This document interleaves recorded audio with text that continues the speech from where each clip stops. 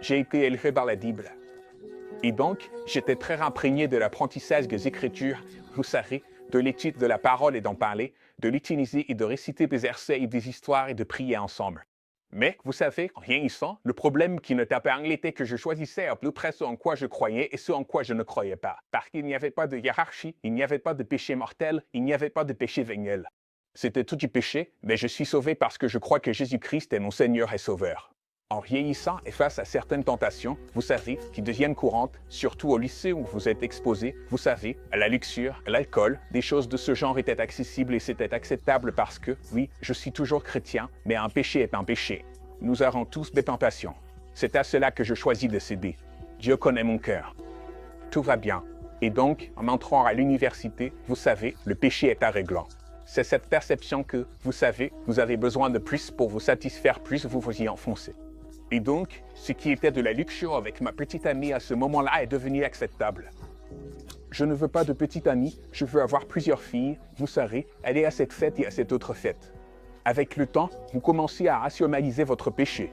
Dieu connaît mon cœur, il sait avec quoi je lutte, mais à la fin de la journée, je continue de répandre l'évangile et je l'aime toujours. Plus tard, vous savez, en vieillissant, j'ai eu un très bon ami. Il jouait au football avec moi. Il a pratiquement juste perdu la tête comme s'il était devenu fou. Comme vous le voyez sur Instagram, ce type est comme catholique. Et on était un peu comme, d'accord, eh bien, vous savez, les catholiques inventent tout ça. Vous savez, ces choses ne sont même pas dans la Bible. Et donc j'étais comme, peu importe, c'est lui. Mais ensuite, il savait à peu près, il était comme, d'accord, Tyler, je savais que tu allais un peu à l'étude biblique avec moi en brandissant. Et donc, vous savez, j'ai vraiment regardé certaines de ces choses. Et donc, la réaction a été de m'éloigner de lui parce que votre conscience vous accuse, que vous soyez en péché mortel ou non. Votre conscience vous condamne vraiment et vous savez intrinsèquement ce qui est bien ou mal.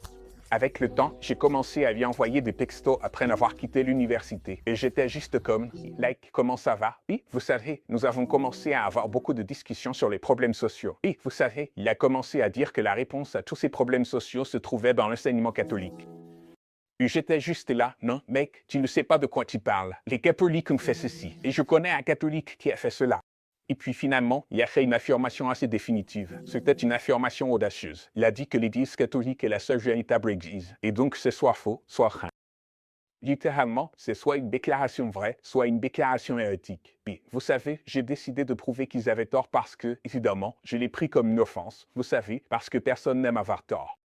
Exactement. Je pense que c'est la première étape dans n'importe quoi, surtout dans une conversion. Personne n'aime avoir tort et reconnaître ses erreurs. Et donc, toute personne curieuse examinerait ce que quelqu'un dit, même si elle le rejette. Une fois que vous êtes juste envers l'Église catholique, une fois que vous êtes équitable envers elle, vous ressentirez une attirance vers elle. Et c'est exactement ce qui commence vraiment à se produire. Plus vous êtes plongé dans l'histoire, plus vous cesserez d'être protestant. Quand vous lisez les pères de l'Église, vous regardez Saint Jérôme, vous regardez la traduction de la Bible en Vulgate latine, vous examinez ces choses et cela vous attire parce que c'est indéniable. Les preuves sont là. Et donc, je me souviens que je parlais à un auteur catholique, il s'appelait Jésus Romero, parce que lorsque je me convertissais, j'avais beaucoup de combats spirituels en cours. Il a dit, va à l'adoration pendant 33 jours. Et donc, je suis assis en adoration et je vois des gens embrasser le sol, devant cette hostie qui était posée sur la table. Et c'est là que j'ai su que ces gens étaient soit fous, soit vraiment, c'est ce que Jésus a dit lors de la dernière scène. Comme, ceci est mon corps. Parce que je n'avais jamais vu ça auparavant. Vous savez, je me souviens que lorsque je m'intéressais vraiment au catholicisme, je disais à ma mère, parce que vous devenez presque comme un évangéliste. Vous voulez juste le dire à tout le monde. Parce que vous savez, c'est la vérité. Et donc j'étais comme, maman, tu dois venir voir ça. C'est tellement réel. C'est tellement rare. Je vous l'ai dit, je n'ai jamais rien vu de tel. Les gens s'inclinent littéralement jusqu'au sol. Donc littéralement, soit ce sont des hérétiques, soit ils savent devant quoi ils s'inclinent. Vous savez, je suis un athlète.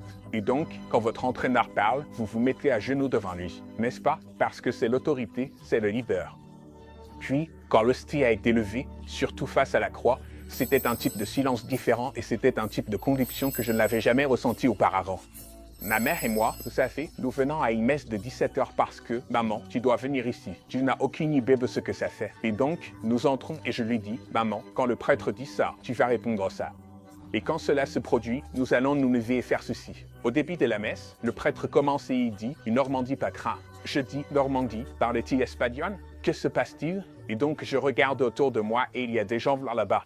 Il y a des Asiatiques là-bas. Et ils disent tous aussi tout ce que le prêtre dit. J'ai dit, je sais qu'ils ne connaissent pas tous l'espagnol.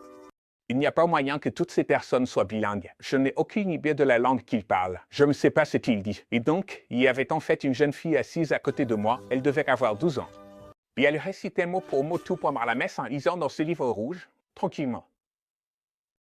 Et donc j'ai dit, vous savez, excusez-moi, que se passe-t-il? Que dit-il? Quelle langue parle-t-il? Elle dit qu'il parle arakan.